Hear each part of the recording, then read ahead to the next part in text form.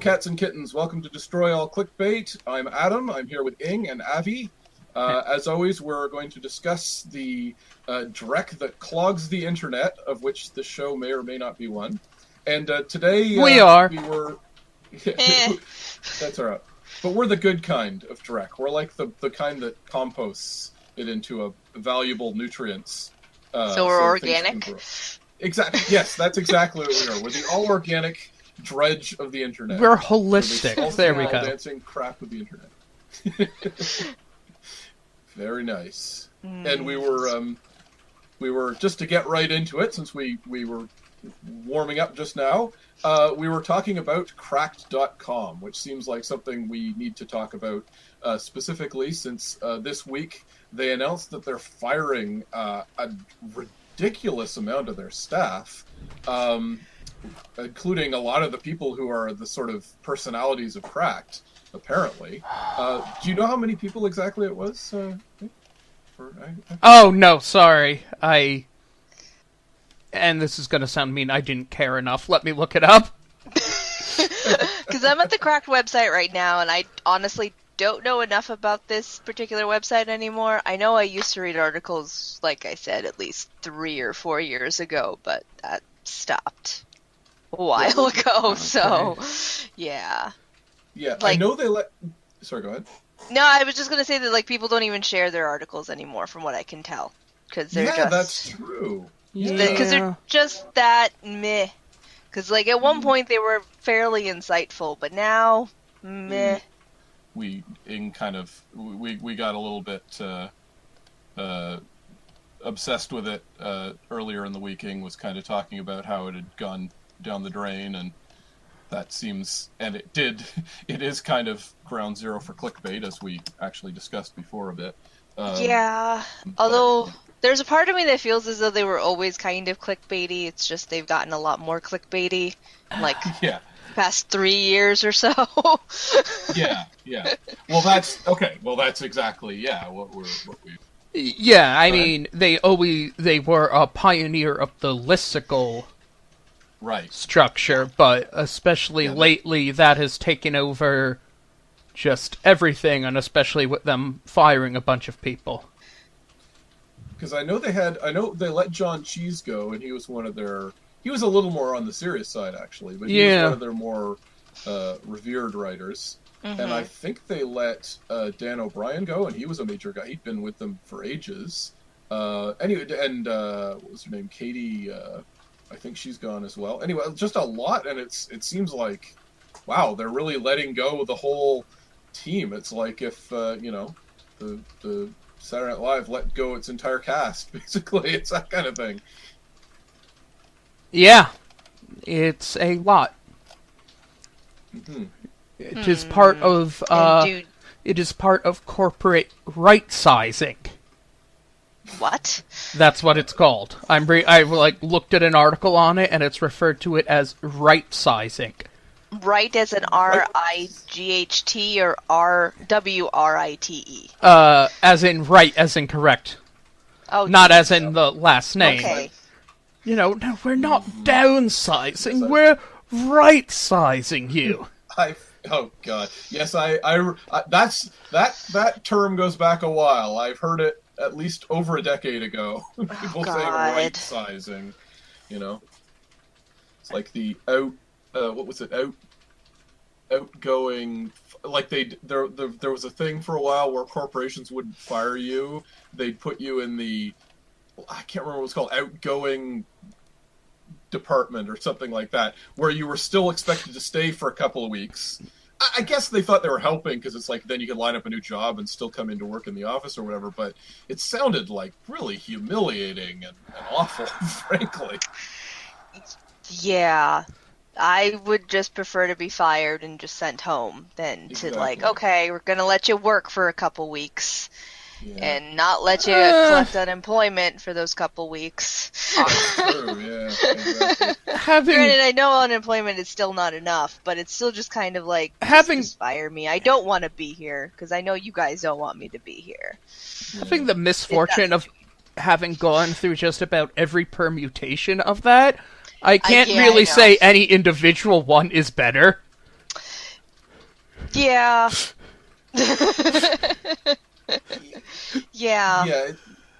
Yeah. It's just in general a lousy situation, obviously, for everything. But it's. But it's then again, I managed to go through every possible permutation of losing a job, all from the same company. Yeah. So as we know, yeah. Jeez. That was really over the top. I have That's too depressing. I have a rich, detailed experience with it, but you weren't. At least you weren't right-sized. You could say that. No, we never were called right-sized. Yeah. There you go.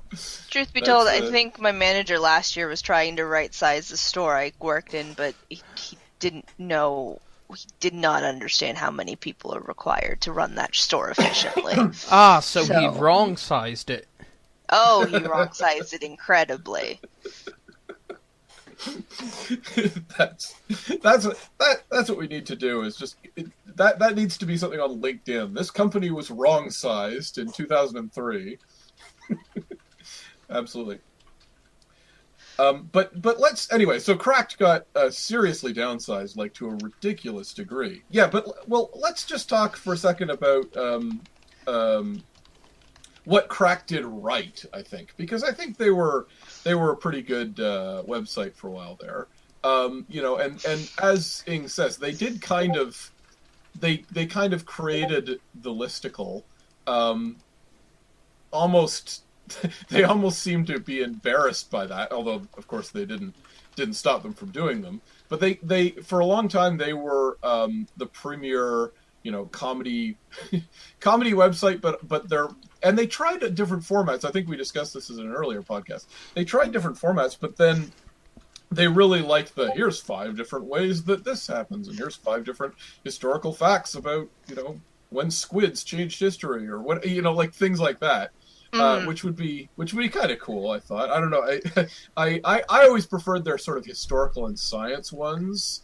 They were already starting, I think, to be not the best with their movie and TV ones. I think we can agree on that. Yeah, the things that I seem to remember most about having read from Crackers, anything that was very clearly like investigative, which none of the current articles are. They're just random lists now.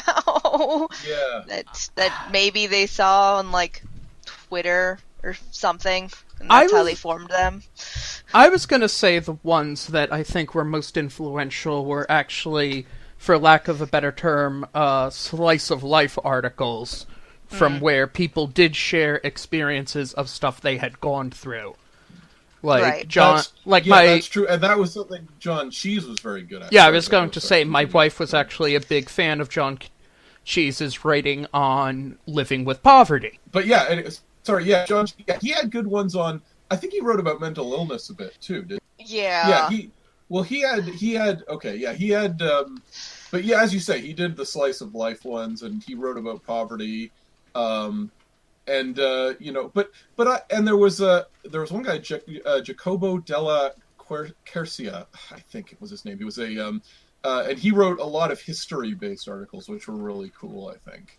But the trouble with the movie-based articles, which they like to do, is that that was the start of so much garbage clickbait you see elsewhere too, where it's like 5 times the hero should have killed the villain. Yeah. If you remember, we had that. Right? Yeah. And I collected some that I saw from the front page that are ones that are typical of... Questionable? Yeah. Yeah. Go ahead. Which we'll get into. So there are 6 sad facts about beloved characters proven by fans. Muppets caused 9/11. Crazy but convincing theory. Oh, that. Which, first of all, I have to say... 5 female-driven fantasy movies that fall apart in reality. The Muppets Cause 9/11 is one that I put there because it's a video, but I didn't watch it. But I know what it's about, and that's an internet joke that's like 5 years old. Oh my god. I know. Yes, seeing that, I'm going, what? That was like a tweet ages ago. Yeah. And it was this really small time, like it was worth a tweet. That's all it was worth. And it was funny because if I recall correctly, the logic is that they showed a what was it, time traveling to an era without Kermit, and the two towers were standing. Oh my god! Wait! Hold on. I actually stopped to look up to see if I could trace it back, and found out that Cracked did this story in listicle form in 2015. Oh. So this is literally just... Great. So the snake is eating its own tail. Yeah. Also, if you do a search on Cracked for John Cheese, the third option is an article he wrote about depression. So, yeah. Yes. Yes. He did write about mental illness. Yeah, he was the slice of life guy, as you say, and he wrote about sort of how people's real life is impacted by stuff, and people like that, I think. Mm-hmm. But the Kermit does like, what was the rationale behind Kermit did 9/11? Okay, the joke is in the 2002 special, A Very Muppet Christmas Movie, where there is a like Wonderful Life-esque segment. The Twin Towers can be seen in a skyline in one scene, and thus the things there that if Kermit the Frog never existed, the Twin Towers wouldn't have fallen. What? Yep, that's right. Yes. Okay. When really it is likely, I mean, being adults, we could all presume that it's because the footage or B-roll used for the background in that shot was simply filmed, possibly earlier of the year prior in 2001. Yes. Yes. Clearly. Like a lot of shows did at that time. That's the big one. In the 2005 article, Cracked continued to try to stretch that out into... I mean, that's all you need. That's the explanation behind the joke. But they continued to try to find 4 other ones, including repeating which I'm pretty sure is an urban legend, that Bert was a prominent pro-Osama bin Laden symbol. What? Okay. That Elmo's father is a terrorist plant. Who is? Sorry. Elmo's. Okay. And that Tickle Me Elmo's creator was a Unabomber suspect, which I have to freaking point out, possibly minor spoiler, I think they were vindicated. You would think, yes. No, the real killer is still out there and still making Muppets, I guess. Oh, jeez. And number 1, that Big Bird might have caused the Challenger explosion. Oh my god. Oh my god. Okay. I feel like I vaguely remember something about that. But it was wasn't it to do with the fact that they invited Big Bird up to be on the Challenger at one point, and he couldn't go? Crap, you're gonna make me read it. No, that's what we have you here for. So we don't sully our hands with this stuff.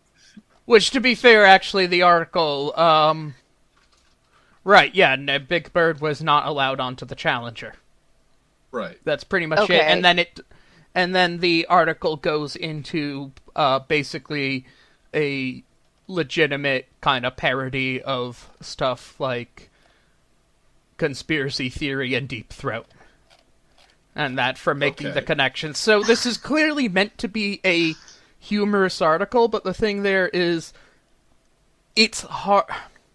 Maybe I'm the dumb one, but it's harder to tell, like, how because a lot of people take those listicle things very seriously now, especially in the age of the cinema sins and all. Like, people take those as actual things. I mean, at least the 2015 version is a goof about, and I'm going to presume the 2017 version is a goof about, but also lazy since it's eating its own article. Right. But they're also saying crazy but convincing, which does not help.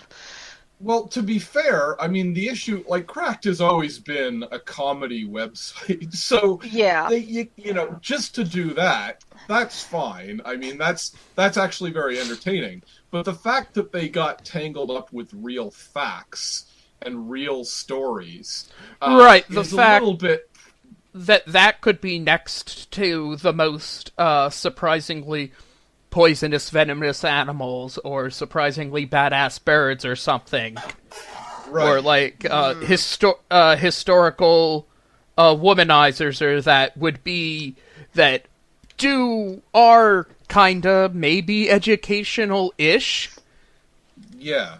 Is part of where there's, exactly. I guess, the confusion or irritation. And again, maybe I'm the idiot. That's possible. Well, it's either that or well, it's either that or they do the thing that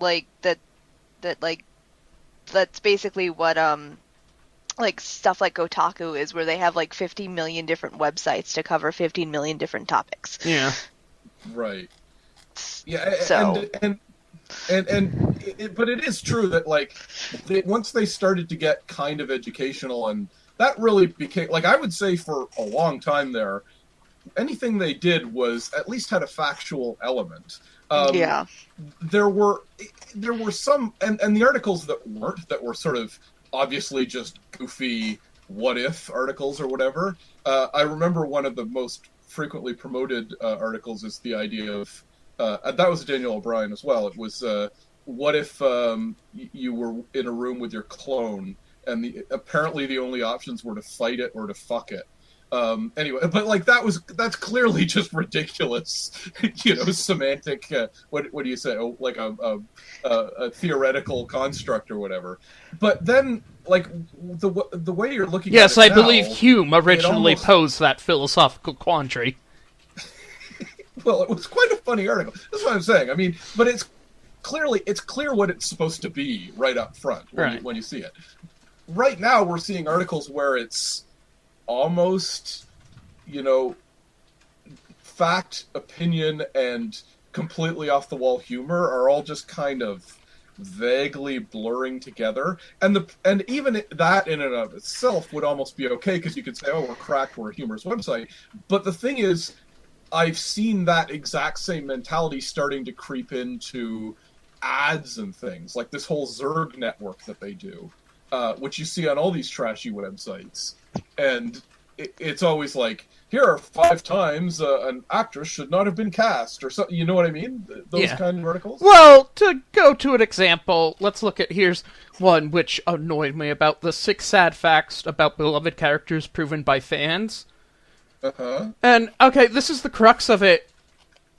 Just about everything in there is not a hidden stuff. That's pretty much of, like, you get a pat on the back. Yes, that's what it was about. Congratulations. That's what was on screen.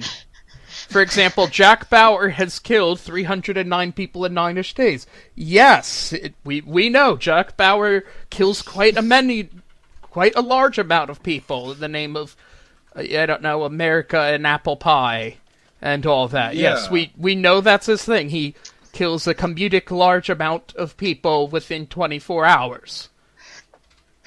And number 5, Charlie Brown sucks. 24. Yeah, Charlie Brown sucks at baseball. Yes, we know. What? That's the joke.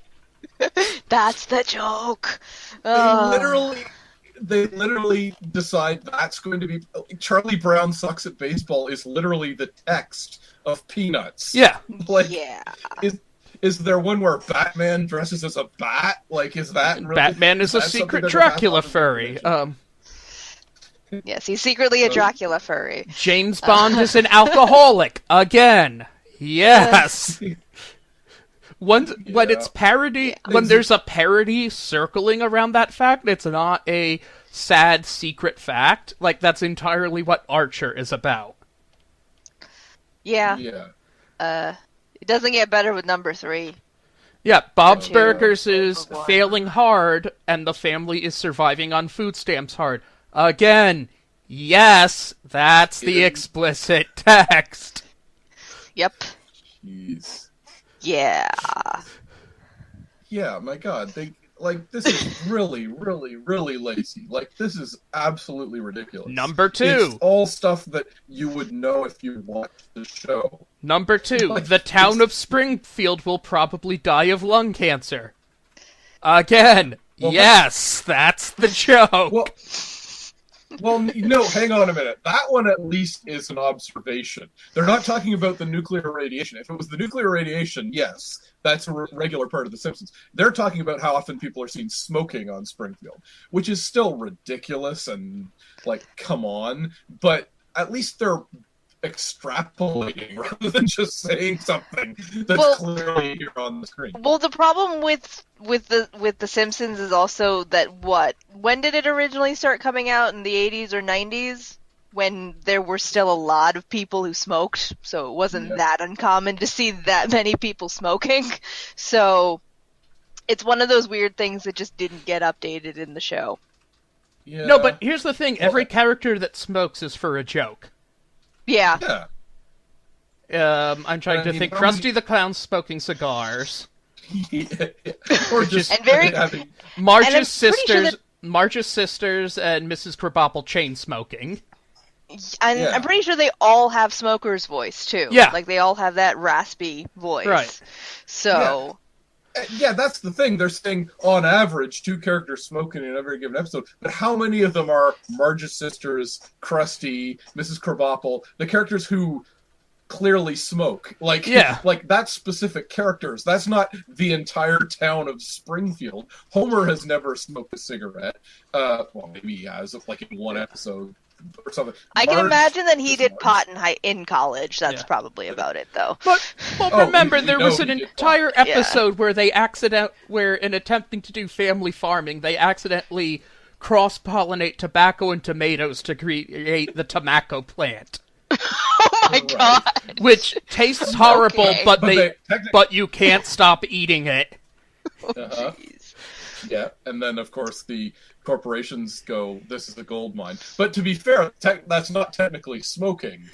No, but that's just devouring nicotine directly. Shit being comedically unhealthy is part of the joke. Yeah. Yeah, I like that nobody even liked how it tasted. It's just that once you had a bite of it, you couldn't stop eating it, basically. Everyone thought it tasted terrible, but they're like, oh, I gotta keep eating this. But, yeah, exactly. But the point is, if they're quoting a study that says X number of characters are smoking in every given episode, did they actually pay attention to which characters are smoking, or did they just, count every time? Because literally every time Marge's sisters are on the screen, they're chain smokers. That's part of their character. That's a huge part of the story. You're saying it's a question of the difference between mean and median, that we're getting some extreme outliers that are skewing the mean. Exactly. Possibly, yeah. And good mathematics observation there, right? Good statistics joke. That's a good Paul. Yep. This is we know our audience is devoted to this mean median outlier jokes that are specifically related to statistics. It's all statisticians. It's all the mathy people, and for some reason I'm here, but that's okay. And number 1 is that millions are dead in Westeros. It almost like the fucking shows about like a war or something. I know. Yeah. Yeah. It better not be something like, they don't have outdoor plumbing, so they'd all die of the place. Like, no shit. It's everyone gets dysentery. It's the Middle Ages. We know the Middle Ages were not fun to live in. And also, it's a literal book series about a war, about various royal families. Yeah, they're basically arguing that the war is going to cause a famine, which is going to cause people to die from starvation, because that's what happened in medieval Europe when you had bad harvests. Right. Oh, they're talking specifically about the way winters last more than a year in Westeros. They last... Yeah, but that's part of the thing. Yes, if this was Europe, it's not Europe. It's a place where winter lasts 14 years. Mm-hmm. Or whatever. It's a thing. there's different climatological factors in mind. Right. Well, that's something interesting, because I remember now I'm going to get my Game of Thrones fan hat, but there was something that was discussed. I remember even before the show hit, I was on the sort of Westeros boards. It sort of sounds like what happens in Westeros is that they have tiny ice ages all the time. But yeah, I was going to say that has happened in Europe as well. And what seems to happen is that they actually talk about thaws. So it's like they'll have winters, but they'll quote summer will be a thaw briefly, and that'll be enough that like berries will grow, and that's one of the things that people can eat in the dead of winter. Because obviously it's, yes, of course, if it was snow and ice for 5 years, no one would live in the north. Everyone would get the hell out of there. But the implication is that they even talk about how in the summer it snows in Westeros a bit. So it's kind of like they still have seasons, but it's either a winter stretch or a summer stretch, basically. It's still a fantasy series. You're not taking it that literally, but at least I think they actually laid that out as something that kind of makes sense. Yeah. But yeah, I mean, clearly part of the point of the show is winter is coming and it's going to last several years. Of course it's going to be horrifying and people are going to starve to death. That's one of the big factors of living in the north in Westeros. That's actually something they make a big deal out of. Who knows? Maybe they supplement their food by eating dragon or hunting the apparently semi-abundant Ice Age megafauna that still exist. Exactly, yeah. That is implied.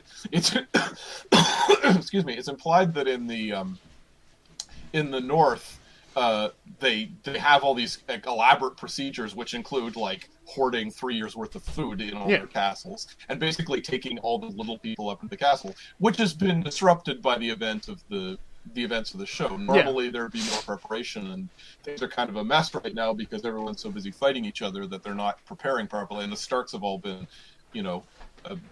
thrown to the winds, so they are there to organize everything. So, but they did put some thought into it. Like it wasn't just some random thing that a cracked guy is the first guy to notice that long winters are going to kill a lot of people. Yeah, hey, long winters are bad. It's like our next hot take is that Frosty is definitely going to die.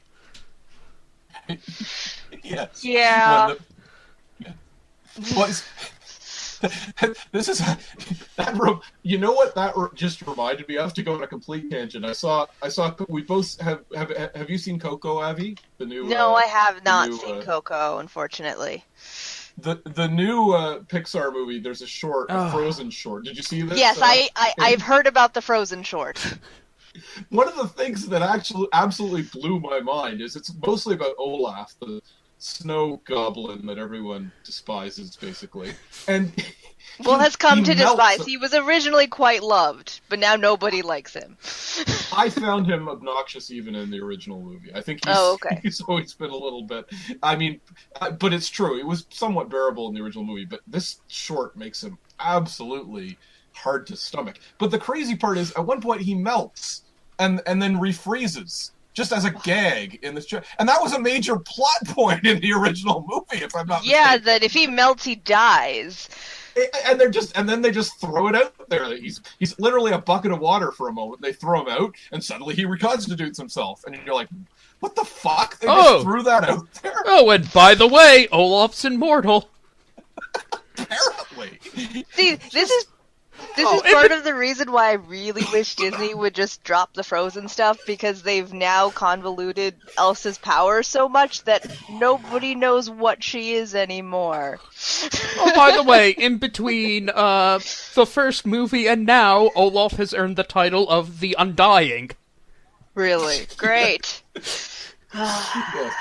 Everyone was like worried about Elsa, but nobody suspected Olaf, and he's the real threat that's been growing in their... Yeah, I'm sorry, that's one thing that I haven't seen Frozen, but I was confused because I thought people were really scared of the ice powers. I kind of presumed that the response to a snow golem approaching your door in the dead of night would be abject horror. But apparently we've sorted things out. We've gotten beyond that fear of cryogenic-based magic. Well, it's because he is much more friendly compared to the actual ice yetis she creates as well. Yeah. So... Okay, but here's the thing. I honestly... And technically, as children, Elsa made a snowman that looked like Olaf. So when Olaf shows up when they're both adults, it's sort of a weird peace offering. But I think it's everyone in the country and the town. It just accepts Olaf's existence. Yeah, everyone knows him being like. Which I'm fine with. Okay, this is a thing. Okay, everyone knows Olaf. That's fine. It just for some reason that was a little jarring to me. Yeah, but I don't. I mean, I've only seen the movie once, but I don't actually remember everyone just being okay with a talking snowman all of a sudden. I don't remember that sequence in the original movie. Sometime between the end of the movie and now, the people just really came to terms with the fact that their monarch is an elemental. Well, it's mostly because she figured out how to control it, and possibly killed hundreds in the process. Because it went from summer to winter in an instant. Yeah, there's your sad fact cracked there. That people only there's an actual sad fact. People only accept Olaf because they live in fear that Elsa will turn on them once again. It's why Elsa is now accepted. They're like the icicle of mighty snow queen. The icicle of Damocles hangs above the head of every member of this kingdom. That's actually slightly more accurate to the original story than what ended up happening for the movie. I know. So there's that. That always blew my mind. I actually loved that Hans Christian Andersen story growing up. It was actually a huge. Most people don't know it's pretty obscure, but when I was a kid, we had a book with that and The Little Mermaid, and now Disney's done both of them, except Frozen bears like no resemblance to the Snow Queen as it was originally told by Hans Christian Andersen. She's not even the same character, really. There's a lady...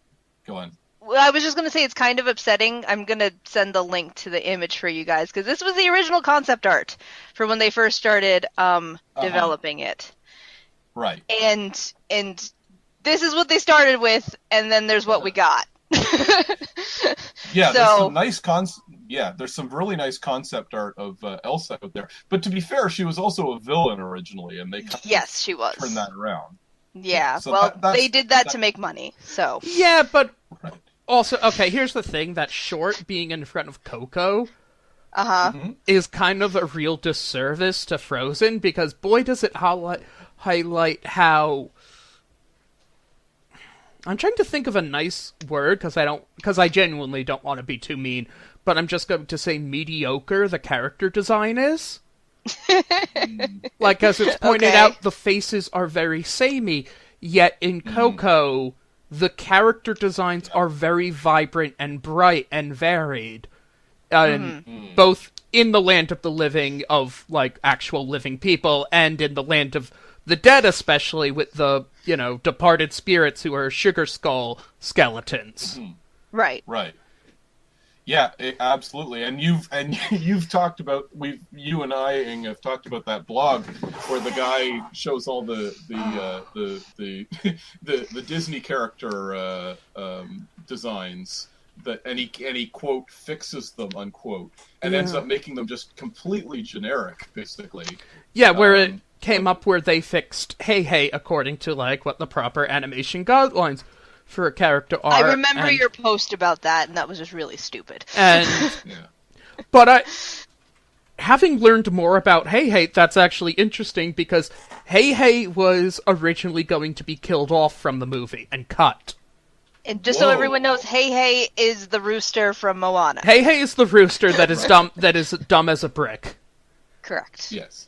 He was originally supposed to be a much meaner character, and you can see it in some of the early promo art where he was supposed to be much meaner, and where he looks a lot like the quote unquote corrected art. Yes. And the thing there is that John Lasseter, who's name is kind of uncomfortable to talk about right now, but I'm going to speed along with that, thought that he was too boring and basically said unless they can find something interesting to do with Hey Hey, he's going to be cut from the movie. And they decided to make it that Hey Hey would be dumb as a post. And I think they also thought he was too mean as well. Right, and so that Hey Hey would have a compulsion to eat rocks. That way, in one scene where the little coconut goblins steal the heart of Tafiti, it was originally they were just tossing the stone about, but they realized that when it's tiny little coconut goblins tossing a chicken around, that's far funnier.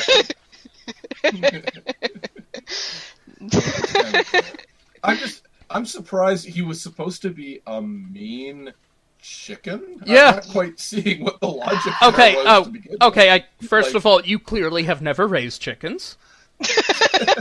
Or have you been around birds in general? No. I can understand a chicken being mean. I just don't understand what the point would be of like he's a villain of the story, like a chicken. He was supposed to. I think it's more that he was supposed to have a bit of a sarcastic bent, compared to Moana and even Maui, who was fairly snarky but not quite sarcastic. He was supposed to be like trying, like his job was supposed to scare Moana away from the ocean. Right. Oh. Okay. Yeah. All right. The pig ends up doing that anyway, but yeah. Right. Okay, I can see the logic of that character. Okay, fair enough. Although, and yes, it is far much better where Hey Hey is barely sapient. So was he supposed to talk originally and be like? No, I don't think so. No. I think he might have shittered like in Pocahontas. Moana poster, the second one where they're on the boat, you can see he's a much sterner looking character compared to how he looks now. I see. Okay. Yeah. All right, that makes sense. Okay, well, that's a change for the better then. And amuses, and you can now do a you versus the guy she tells you not to worry about meme with Hey Hey designs. This is quite true.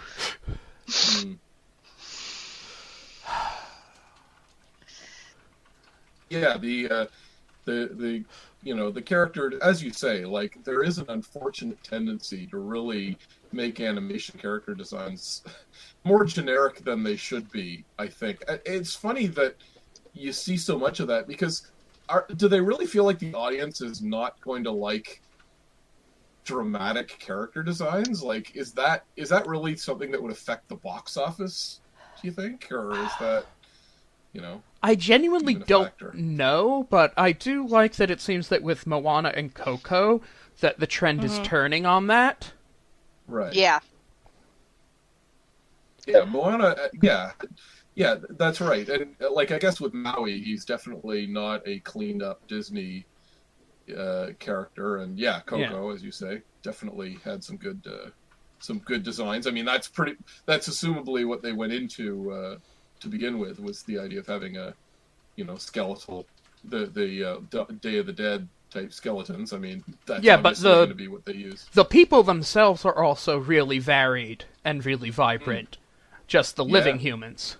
Yeah, but Coco herself was amazingly, like the old lady. I was amazed at how well they did her with their hands and everything. Yeah, she really looked. Yeah, jeez, what is it? Great Grandma Coco is just an amazingly that is just an incredibly impressive animation rig. Yeah. Yeah, the texture on the hands was like, wow. And that's you got to assume that sort of with Pixar, there's always sort of one character where they're like, okay, we're gonna do this really well, which we don't usually do, and and they tackle some challenge or whatever. And part of the joke is you can tell from what movie Pixar does what the next movie's like. From Pixar, the joke is you can tell from Pixar shorts and that what the next movie's gonna be.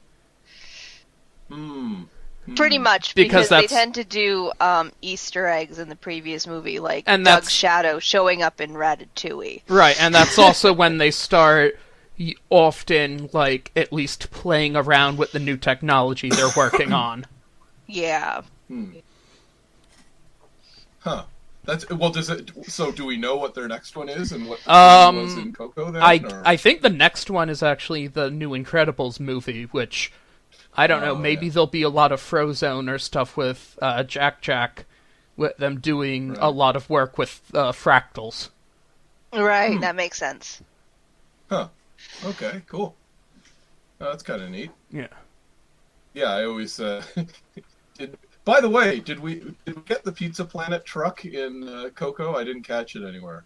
Did you? I'm sure there is. It's probably well hidden, like the one that's in Brave is in the witch's hut. It's a thing she was carving. Right, so yeah, knew that. so it's probably well hidden somewhere in this movie.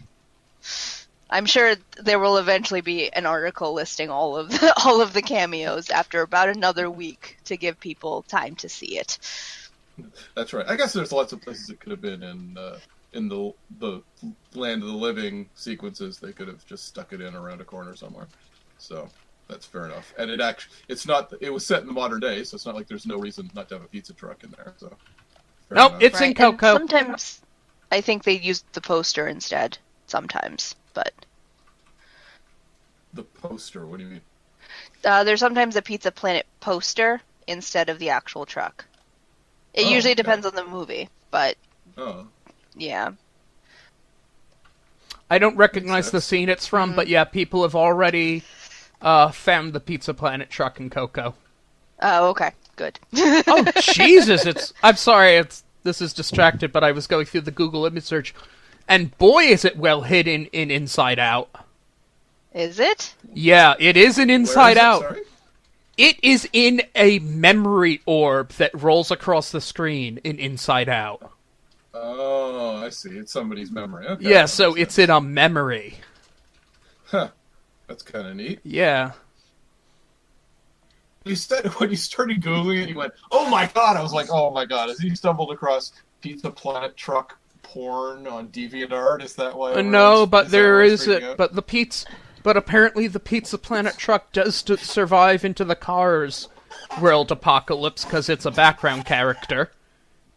That should not be surprising whatsoever. Now, don't get not with this. It's an post-apocalyptic thing. In the world of Cars. That's not. That drives me crazy. I'm sorry. You can accept that toys come to life with no further explanation, but you can't accept a world where they're just cars that exist. I'm perfectly fine with a world that just cars exist. Well, where are the people then? It's just kind of funny to think that in order to make it make sense, that it has to be post-apocalyptic, and they're all technically bugs with exoskeletons. Yeah, and is that to compensate for the fact that there are little bugs, like there are little flies that are also cars in the Cars universe? Well, that's where the theory comes from. That they're all technically insects with exoskeletons that look like there cars. Someone who worked on the movie who did a thing that's saying that was asked, like, what's up with the cars, and said, I don't know, maybe it's the thing, like, self-driving cars become like more and more sophisticated until they don't need people, and then they like somehow absorb the personality of the last human that rode in them. It was like, oh Jesus Christ, you turned this into a Stephen King story. The only thing that Stephen King's Caroline, Stephen King's sequel to Caroline. But how do they procreate? Christine, because we actually see a family of cars. Yeah. So that's the only thing. It's a world where cars can have sex, clearly. I mean, yeah. This is just something. At least the bug thing can explain some of that. I mean, it's in the I think 30s or 40s. Disney did a series of cartoons, they did at least one cartoon about. I think they did it. I remember one with talking planes, and it was just a world of planes. Now, there were also humans in that world, so I don't know if that's what is the sticking point for so many people. But it was literally just planes are sentient, and humans coexist along with planes. And I believe they did another one with trucks, and or not trucks, but it was a little baby school bus or something, apparently. Anyway, but my point is they did that in the 30s and 40s, and people didn't have to concoct grandiose theories. They just accepted it for people. Well, yeah, Adam, those were just cartoons. This is a serious film. They also don't live in a strange online subculture where everyone looks at everything far too closely. Also, I think the most logical explanation is just the car world is Primus's first attempt before he made Cybertron. And thus I create life in my own form, and we'll just put this over here and I'll try again. That was the if you know, okay, that's the J.R. Tolkien origin of the dwarves thing, where they were the first attempt and nobody liked them, and they got used anyway. If you don't know, now I have to explain a Tolkien reference. The origin of the dwarves in the Silmarillion is that the god of Earth was getting really excited because God was basically saying, I'm going to create living beings. So he jumped the gun and started creating his own versions, and they were sort of subpar. And he said, and God got up, and he was like, Iluvatar, who was the elvish god. And he said, I'm sorry, Lord, I'll smash him. And he picked up a hammer, and they kind of flinched away. And God said, look, see, they're sentient now. So because you were nice about it, I'm going to give them a personality and put them into the world too. So they're supposed to be the half-formed, beta-tested version of elves and humans, basically, in the Tolkien universe. So they could live here under this mountain where I don't have to look at them. There we go. Yeah, more or less. That's exactly what it God. was. Oh, that's a very good life form you've made. I'm going to pin it up right on my Middle-earth refrigerator. Yep. That's exactly what he did. It was the first grader's drawing version of an origin myth, basically. My God. You nailed it. You haven't even... I don't know if you've even read the Silmarillion, but you pretty I much have nailed not. it there, right? I far more like one of the Norse ones where they were maggots that fed on the corpse of a dead god. Yes, that's right, yeah. Yep, that was the original origin of... there was as in a lot of mythologies, there was a giant god who died, and they used parts of him to make the world. You know, his bones were the mountains, and his hair were the trees, and all that stuff. And the maggots in his corpses became, dwarves, I think. Yeah.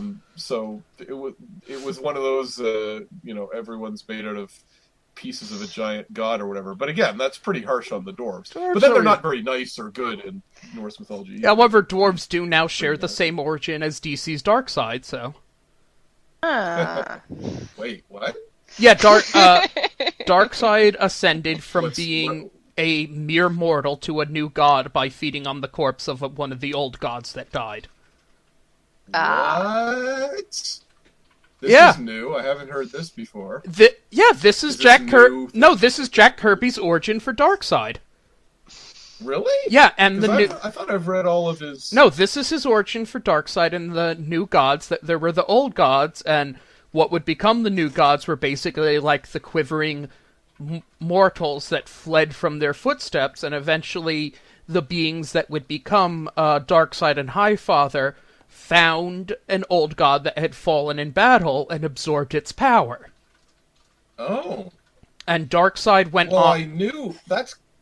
go on. And Darkseid went on to kill more and more of the old gods and absorb their power until there were only the new gods left. Huh. And then there was the whole Really? Jesus, this is the nerdy... Look, the Silmarillion is too nerdy. Let me explain the Fourth World cosmology. Not at all. I think the Silmarillion is nerdier than the Fourth World cosmology for measuring, but yes. But I mean, it's interesting because I have read all of the Fourth World stuff, and I don't remember that specific story. Are you sure it's by Kirby and not someone else? Yeah, I'm pretty sure that's Kirby. Huh.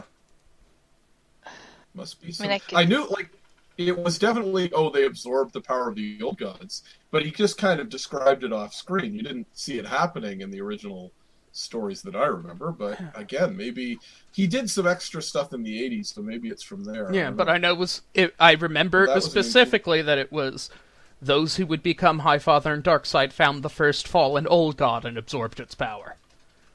Huh. Interesting.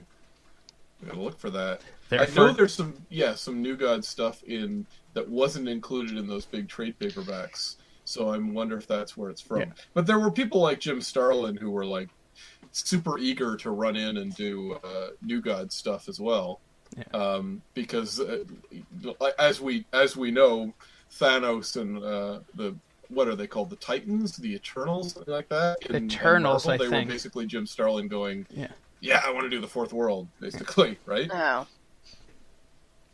Yep. Although I also do remember, and boy, this is an extra nerdy thing to go on, that Thanos' original design wasn't so much Darkseid as it was, I think, what was it, like, Destro or something. I don't think it was Destro, but no. The brain guy, the what's his name? So the other correct thing that I wanted to touch on, because this gets into my sort of personal bugbear in internet film criticism, is the other one I sent. 5 female-driven fantasy movies that fall apart in reality. By Lauren Stone, and I'm already wincing. Yeah, and, well, I'll read them out what it is. Wendy from Peter Pan would never agree to mother the Lost Boys. Christine from Phantom of the Opera would never be seduced by the Phantom. Alice from Alice in Wonderland is the worst possible tour guide. So, yeah, this starts the trend there. It's like, okay, you're not doing anything insightful. You're just disagreeing and arguing with the movie. The plot. Yeah. Wendy from Peter Pan would never agree to mother the Lost Boys. Well, the writers disagreed. Christine would never be seduced by the Phantom. The novel disagrees. This is the premise. Yeah. Whenever they did movie-based stuff, it was always this really strident, opinion-based stuff that didn't really have a lot of insight. It was always just like as you're saying, it's just basically picking fights, and that's where the clickbait really comes in. I think it's a little over the top with that. I mean, it's literally just they're saying this because they know you'll click on it and go, well, I don't agree with this. Because yes, number 4, yes, correct. It's completely irrational that, say, in around Victorian era, a 16-year-old girl could be seduced by an abusive yet brilliant older man. That is something we never see happening. Ever. Never ever. Yeah. Yep. Maybe it's a metaphor for that, for Pete's sake. Maybe that's the entire point of the story, because it is about, I have to admit I don't know the story that well, but it is about creative people and, the lengths they go to and how abusive they can be, right? Pretty much, yeah. The whole point of the Phantom in the Phantom of the Opera is that he is an abusive genius, and that Christine was the one good thing in his life, and then he couldn't have it, so he started killing people. Mm-hmm. So, there was that. And then he dies at the end. Yeah, there's never been such a thing as, like, an abusive grooming mentor. Yeah. Right. Or a guy who was like, it's not perfect the way I imagined it. Yeah. I'm going to get abusive. Taking the leap to murdering people seems like a very, very plausible step there. Yeah. But also the fact that somebody could fall for that is not exactly far-fetched to me. And also pointing out, in the novel and the musical and everything, the Phantom is basically a supervillain. Yeah. Yeah. Like, he has that level of super genius. And devices and all that. Because, I mean, what's really annoying here is they didn't go with, like, here are 5 female-driven fantasy movies that are actually tragic, if you think about it. It was, this wouldn't work in reality. Like, there's a factual problem with it, and not just an opinion about it. I'm personally just glad that they didn't do a thing of calling BS about the Phantom's lair being in an underground lake under the Opera House, because that feels like something someone would complain about as too far-fetched, which literally exists. Yes. And what opera house is that, Ing? The Paris Opera House. The one in Paris. Okay. So the actual one in the movie and in the story. Yes. Yeah, sorry, the one there. It's like, the everything wrong with, or the cinema sins bullshit, the thing calling out bullshit on the smiley face crater on Mars used in the Watchmen movie. Which is like, yeah, that's an absurd element of it. That crater is also freaking real. Oh, God. Which is why it was in the comic. Cinema sins, yeah. Yeah, it's amazing some of the things people find far-fetched that are real. I remember when they made the movie Gladiator, they said something about they wrote, they might have even filmed this scene and cut it out, where he literally gets up and endorses a product, like olive oil or something like that. Yep. And people say, oh, come on, you're just making it... Like they said that would be too ridiculous. It's like, that is 100% something gladiators really did. It is 100% accurate. Products. And they would have had olive oil, specifically, during that time period as well. Like... Yeah, bread like, it wasn't the product, it was the fact that just, an endorsement. Because of course the movie is tying it to, athletic and cultural heroes and the culture of celebrity. Nope, that's kind of the point of Gladiator. 100% right. That makes it. I guess they felt like that would seem like the filmmakers were coming in and being silly about it, and it's like, no, that was 100% real. They said, yeah, we had to cut that scene out because even just for the movie. It seemed way over the top. And the funny thing is they actually did work it into the show Rome, if you ever saw that.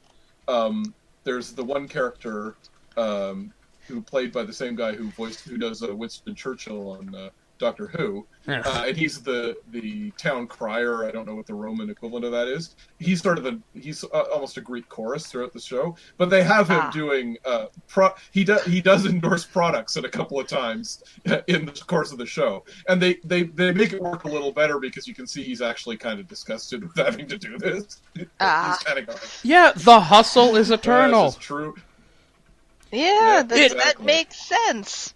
Makes sense. It actually reminds me of something a high school teacher told us, which was part of the thing that makes the Monty Python movies funny, and is that a lot of them are more accurate in the silly ways and make jokes about it, but it is based on historical fact. Right. Yeah, cut to this, the Life of Brian scene, where there are people, like, just out in the Coliseum selling, basically, like, pitas with goat testicles and that. It's like, oh, haha, we recognize that. That's like a baseball game or a soccer tournament or thing. And it's like, yes, it is. And that's where it started. Yep. That's actual things that happened because this was big business in the day. Yep. Or is it really that hard to believe that throughout history there have always been people selling things at large events? Yeah. That can't be unrealistic to think that is somehow only a modern concept. Well, my favorite Monty Python thing is in Quest for the Holy Grail. At one, when the French knight is taunting him, and he goes, "You silly English knigget." And I was like, okay. And I had no idea what that was. It just sounded funny. But that is the correct medieval pronunciation of the word knight. Knigget. Knigget. That's it. They used to call themselves the Knights of the Round Table. I'm not joking. That is the actual. Like, English used to actually be pronounced the way it's spelled, basically, and somehow it used to be it very was probably because. Sorry, go ahead. No, my wife has had me listen to stuff of like recreations of Old English pronunciation, and it used to be very sort of clippy, right, in pronunciation. So yeah, the knit fits. Yeah. I just googled knight, and so they have the origin breakdown. In Old English, it's spelled Cniht. So yes, it's knight. Right. Yeah. I don't know where the G came from, but it's there. Well, it was a weird mashup of all these languages, but it was a bit more logical. But then I think it was basically when the Normans came over and they spoke French, and the fashion became for sort of Frenchifying English words. So you get things like knight, which is a little bit more like you then you get these fancy weird pronunciations that sounded classier to a medieval lord or lady, I guess. Yeah. But that made the pronunciation rules of English make no sense anymore. But they used to make something resembling sense anyway. Yeah. But that always blew my mind just when somebody said, "Oh yeah, it's pronounced Knight." I'm like, what the hell? Monty Python wasn't lying. They were correct about that. No, Yep. yeah, here's the thing. It's like, but John Cleese and I think one other, like, got a master's in Arthurian lore and all. And in, like, history of that era. So they were pulling from actual knowledge. Yeah. The joke that Lancelot... Yeah, it was... these guys... Yeah, The joke that Lancelot loses control and kills a bunch of people and then apologizes is something from actual Arthurian lore. Oh my god. You're right. Yeah. As is the concept of the virtuous virginal knight constantly tempted away from pursuing the Holy Grail by wanton women. Such as the Castle Anthrax. Yeah, exactly. Yes, that's right. It's I didn't know they knew specifically Arthurian lore. I didn't realize that was actually something they knew, but I knew they were all like historians. They all studied history, and like they all went to Oxford, and they were all really smart guys, basically. I've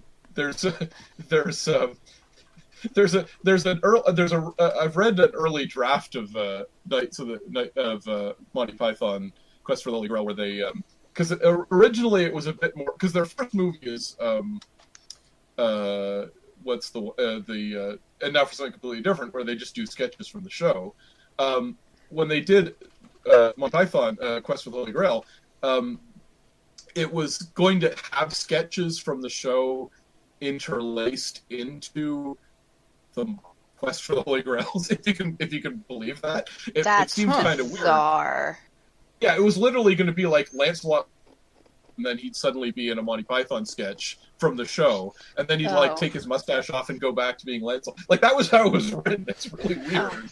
Jeez. Yeah, but the whole other plot. One of the best parts is that they find the Grail like really early on. Then they're going home, and it fell out of someone's bag. So the quest is to go back and find the Grail that they dropped on the way home. And then there's this like epic sweeping shot where you go north, I'll go west, I'll go east, and you go south. And they like literally specify like a helicopter shot of these knights riding out dramatically. And then like as it pulls back to them riding out on their quest, then suddenly Lancelot goes, "Oh, found it!" And and they find it. And then the rest of the movie is like they have the Holy Grail just sitting on their shelf the whole movie. And there's no quest at all for the rest of the movie. They picked a fight with some warlord, and that's what the plot is, in as much as there's a plot at all. But honestly, it's almost none of it is in the movie that got made, and it's pretty solid, I thought. The Holy Grail bits. Anyway, talking about early drafts of movies here. Well, yeah, back to the list. Their complaint from Alice in Wonderland is that Alice underreacts to everything in Wonderland. Which... Okay. Come on. It is entirely up to the individual person whether or not she is actually dreaming or if she is a child on an opium high. That is your choice to believe whichever one. Either way, why should she be reacting more than she already is? Yeah, the fact that it is entirely possibly a fever dream thing. Exactly, so it's her own imagination to begin with. The Wizard of Oz as movie. You say, Child on an Opium High is more or less sums up the book as it originally was. Yeah. I mean, that's just ridiculous. You can't... Oh, she doesn't react plausibly. Did these guys watch, like, David Lynch movies and go, they're not reacting plausibly to the weird things that are happening? Yeah. Like... Possibly. Excuse me, a real Dale Cooper would ask, what the hell is with this dancing gnome? Exactly. Giant. Cinema sins, people are not that short. It's implausible. Special effects were really bad. Their voice sounds funny. What's up with that? It reminds me of the joke about Neil deGrasse Tyson doing a tweet about Twin Peaks season 3 and his brain melting because he's listing all the implausibilities. But the one that always made me laugh about Neil deGrasse Tyson is when he, like, literally the real Neil deGrasse Tyson criticized BB-8 in the new Star Wars movies and said he wouldn't be able to run on sand. He's a spherical, and he wouldn't be able to run on sand. And they pointed out again, that was a real model. It's a practical effect. Yeah. Yeah, it's an actual robot. So it actually did happen, Neil. It's not impossible at all. So Neil deGrasse Tyson is cinema sins given form, basically. Aww. Yeah. Like, cinema sins is a good idea, but it's quite clear that they don't do enough research. No, CinemaSins does no research. No. It is the epitome of clickbait, and it's been pointed out they are just people from marketing. So this is all, like, specifically engineered to be clickbait. Yeah. Yeah. I have a friend who actually kind of likes those websites sometimes. Well, they're wrong. He actually pointed me out to, like, because there's Everything Wrong With, which is similar to CinemaSins, same concept. Yeah. Everything Wrong With whatever movie. But then apparently they did a counteracting one, which was Everything Great About a similar movie. And I guess it was an attempt to counteract that and be, it was by the same people, I think. And it was an attempt to say, oh, no, we don't hate movies. Here's what we like about this movie. And it was actually defending some movies. It was a little more worthwhile because it actually defended some movies that get attacked a lot. Whatever you think of the movie, Batman versus Superman, I did see that, the video they made for that one. And they made some good points. Like they said, people say Lex Luthor doesn't have motivation. Well, he does if you look at this scene and you look at this scene. And yeah, but no, what they say is he doesn't have consistent or developed motivation. And yeah, I am going to be that big of a dickhead that I complain they did everything wrong, and then I'm going to complain about when they say things are right and disagree with them. Well, no, I mean, that's a fair... You happy. They pointed out that his motivation in that movie is listed as he has basically daddy issues, and he's sort of projecting onto Superman that he has he had all these problems with his dad in real life. And then... Yes, the real-life Lex Luthor has had a troubled relationship with his father. Yeah. And then, so he basically saw Superman as his new daddy, who he had to... and it also implied that Lex Luthor murdered his father and took his place, basically.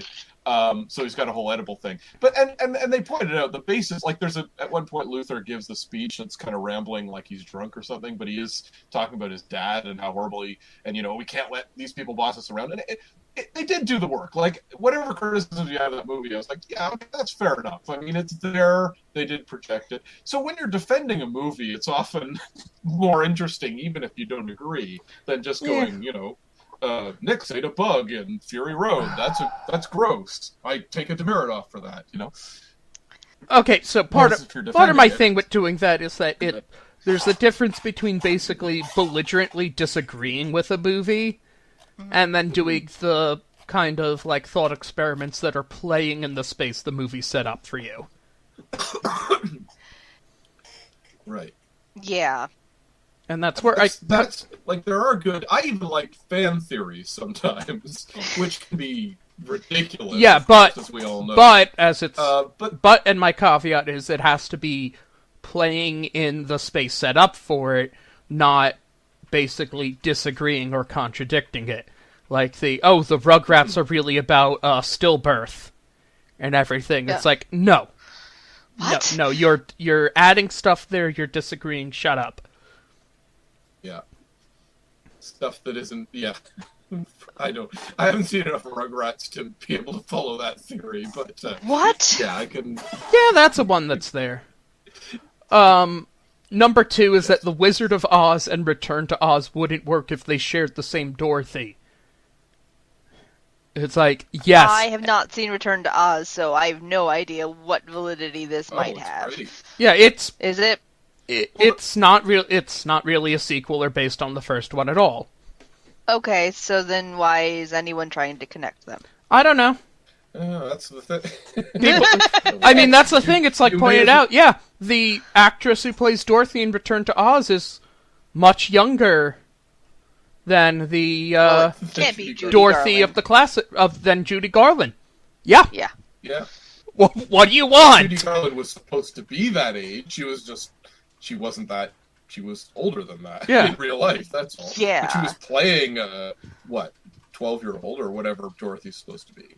Some kind of teenager. That's not really that's not really a preteen, but that's not really a break with the. I mean, the thing about Return to Oz is they explicitly, like, they don't make the characters look like they did in the movie. And yes, it's true. It's more of an adaptation of the book, which is a sequel to the book The Wizard of Oz, than it is a sequel to the movie Wizard of Oz. Yeah.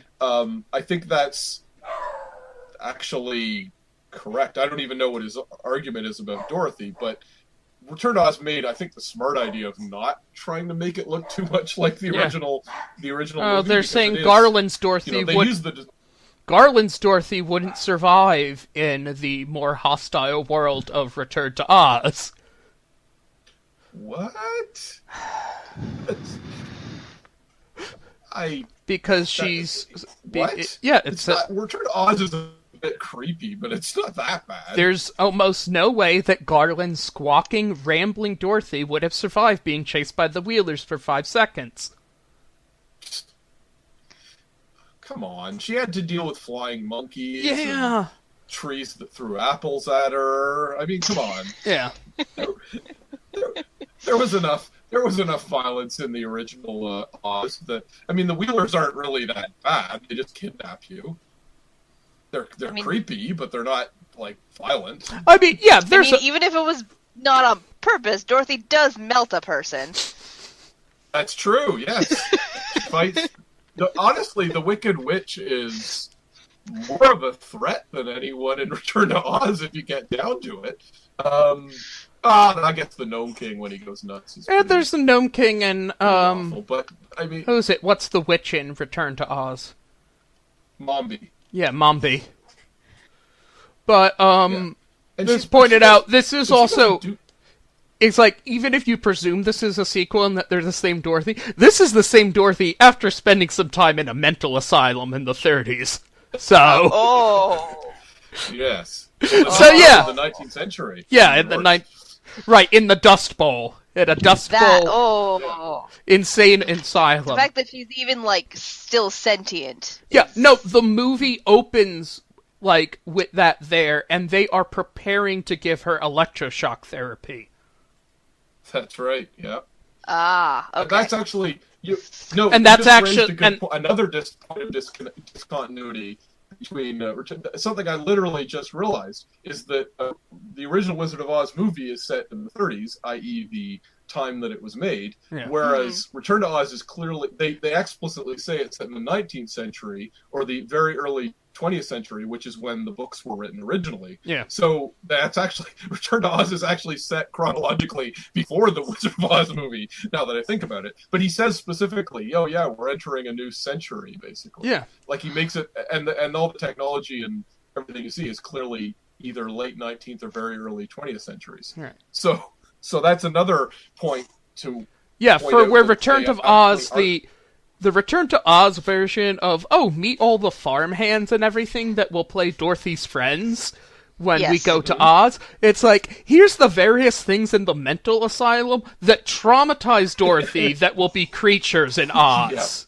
Oh, great. Like, the Wheelers are specifically the orderlies pushing the dollies around. And TikTok... and TikTok comes from the fact that the electroshock machine controls kind of look like a face. Yeah, which is a little weird, because TikTok's a good guy. Yeah, here's your friendly guardian. He's based from electroshock.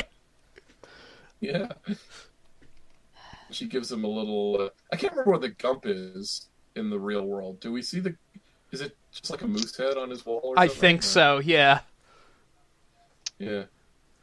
Yeah, remember someone already did Sucker Punch before Sucker Punch? Yes, actually, yes. That's probably what Sucker Punch was referencing, which I haven't actually seen Sucker Punch. So I haven't seen Sucker Punch either. So number one, because why would you? Yeah. Unfortunately, Sarah I think give it a couple years and it'll be one of those movies that is such trash people will eventually enjoy watching it again. That's what it seems like to me. It's one of those sorts of movies. Well, it is from visionary director Zack Snyder. And honestly, like a lot of things, I'm always willing to cut people a bit more slack when they're doing their own movies. It's not an adaptation of something or a sequel or whatever. Here's the movie. It's apparently the movie he wanted to make. It seems to be somewhat controversial in its depiction of feminism, I guess, because that's apparently what it's about, and yet it's also very exploitative cheesecake. Apparently, in the right hands that could work, but not Snyder's hands. Yeah, pretty much. That's the long and short of that. In the right hands, that can work, but not in his hands. It would be like if he wanted to do, say, a DC Bombshells movie now. No. No. So he's apparently been he's apparently off DC entirely at this point, so you don't have to worry about that. Well, that's good at least. So the last one on that list, and we have one more on the list. So let's just... but this one can be just pretty much summarized with a one-sentence response by me. Sarah from Labyrinth drags the entire narrative down the toilet with her shitty boredom. Yeah, go fuck yourself. I don't know what other response can you give to that? It's just like, oh, yeah. Like, pretty much. Yeah, it's literally just the equivalent of fuck you movie. It's like, well, fuck you back. Yeah. As we say, it's hostile in order to get clicks. What is the actual logic? Oh, we don't need to. We need to go on that. To sum up what the diatribe is that Sarah is a shitty person and nobody would like her, and that's why the movie didn't do well originally, even though it's really beloved by a lot of people. To the point that there are some people who are excited that it's getting a sequel-ish now. Yeah. But yeah, it's just that she's a shitty person, and it's just kind of like, well, she's a teenager who has literally an infant brother. There's one of two ways that's going to go. She's either going to be stupidly shitty because she's in single child mode, or or she's going to be incredibly loving towards her younger brother. Yeah. And obviously they didn't go in that second direction. Otherwise, the whole plot of Labyrinth would not have happened. You know, almost like it's a movie that's like a coming-of-age one, or one of the weird, or one of those, weird dream world genre movies where things are maybe kind of not directly tied to the real world and maybe kind of like symbolic based on things in the person's life. Which you might have gotten from the fucking hint that literally for some reason. All the creatures in the labyrinth are based on stuff in her room. Oh shoot, it's okay, I haven't been recording. Oh, what? No, I'm kidding. What? That would kind of suck. We've been talking for almost 2 hours here. Hey, is now a good time to do an update? Really? What do you... Surprise trick question. It's always a good time to do an update. Restarting computer. And that was our closing. Yes. Good night, everyone. Well, let's just pour one out as a closing. Let's pour one out for Crack.com, which was a website. We can agree it used to be good, right? We used to enjoy it. It was indeed a website. Yeah. And they've now apparently gone the way of the... Yeah. I guess gone the way of the dodo now. It's hard to see how this right-sizing will improve the website. You know, one of the great ironies here is that everything is... They keep talking about this year, how everything was pivoting to video. And Cracked was already video, so I'm not sure what the logic there is exactly. And most news things you don't want to pivot to videos, but Cracked actually had some pretty good videos. Anyway, here's the thing: all literally, personalities are now leaving. Literally, just burn in hell if you have the video form and no text version. Yeah. There's a time and a place for that, but most people... Harsh, but okay. Well, most people just want to read news quietly at work, because that's what I do. So... Yeah. I don't need a video. Yeah. That's right, you know, when you're at work, you don't want everyone listening to whatever freaking video you're trying to watch, and yeah, I have no idea why people are thinking that way. And you absorb information more clearly through text than you do through video. Or at least faster we've all seen when somebody's... Yeah, it's more efficient, basically. It's more... Yeah, it's you know, I can just write out the facts of the case. In a video, it's always, well, I'm going to talk for 2 minutes first, and, you know, not that I'm one to talk, but it's always, well, here's the thing that we're going to be talking about this week. Even when it's like an instructional video, it's a bit... Oh god, no, especially with tutorials. Because, no, that's just the worst. It's like, no, I literally need to find one specific step I'm not clear on. I don't need to sit through a whole YouTube intro. Uh-huh. Yeah. Right, exactly. Which, let's save that as a topic for another time. Sort of reference. Yeah, exactly. Instructional videos. The clickbait of education. I don't know. Anyway, so I guess that's just about it for the evening. As always, thank you, Avi, for being here. Thank you, Ing. You can always follow me on Adam, that is, on phantasmictales.com. We're going to have a new Strange Romance out soon. Yay! We've got lots of other things. Ing, did you have anything you wanted to plug? No, not right now. Just Twitter and everything is... Did you want to plug anything? Ing number 4 art at twitter.com. Mm-hmm. And you should get him to do commissions, because he does commissions and he's good at it. So, and Avi, as always, do you have any... Well, my username is long and hard to remember, so the easier one to remember is my Tumblr one, which is aquatintstudios.tumblr.com. And it's good. And you should also get her to do commissions, because she's good. Thank you. Yes. We're all... Yes. We can all draw here today. We don't have that bow to kick around right now, the non-artist. Oh, no. Anyway, Destroy All Clickbait. He's gonna hear this, and he's gonna be so mad. Yes. But, anyway, from all of us here at Destroy All Clickbait, we're gonna say goodbye. And get out there and make some actual content if you can. Make the web a better place. Good night, everyone. Bye-bye. Bye.